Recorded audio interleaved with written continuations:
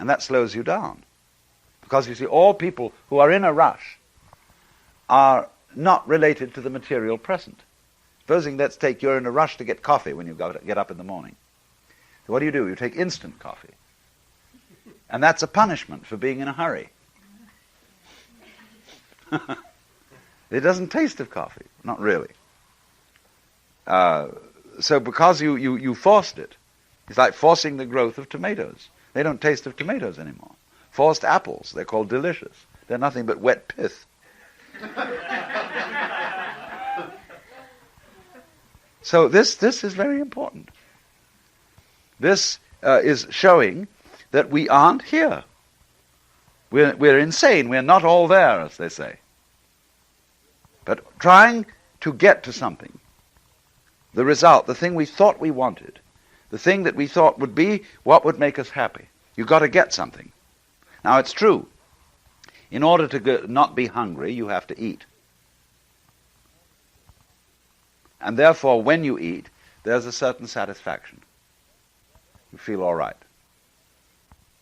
But then, when you begin to consider that life is going to wear out and there are all sorts of problems, disease, change, and misfortune, and you get depressed, and then in order to feel happy, you eat when you don't need to eat,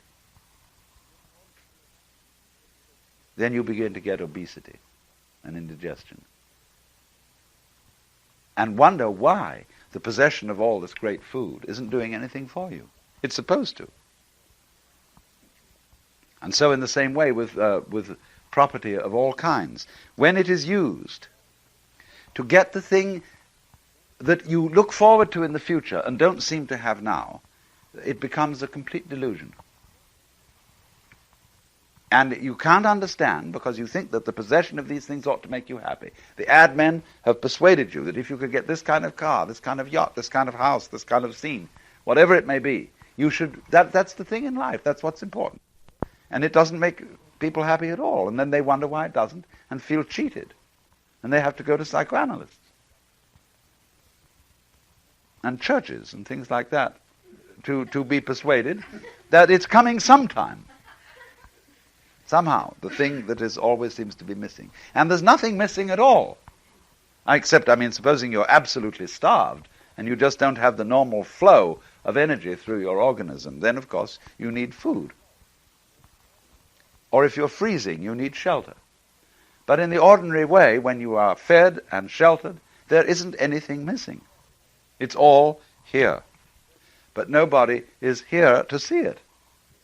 Everybody is wandering after something else in the distance. And of course, this is preeminently true with two other aspects of life. I've discussed housing, furniture, and clothing. But more specifically, food. In the white Anglo-Saxon Protestant culture is unbelievably bad when you consider it by and large. The reason being that we eat food because it's good for us. And that's a dreadful thing to do. Because it means that you look at the food from the point of view of abstract dietetics rather than concrete taste. And wherever dietitians get interfering with cooking, it is utterly destroyed. In every university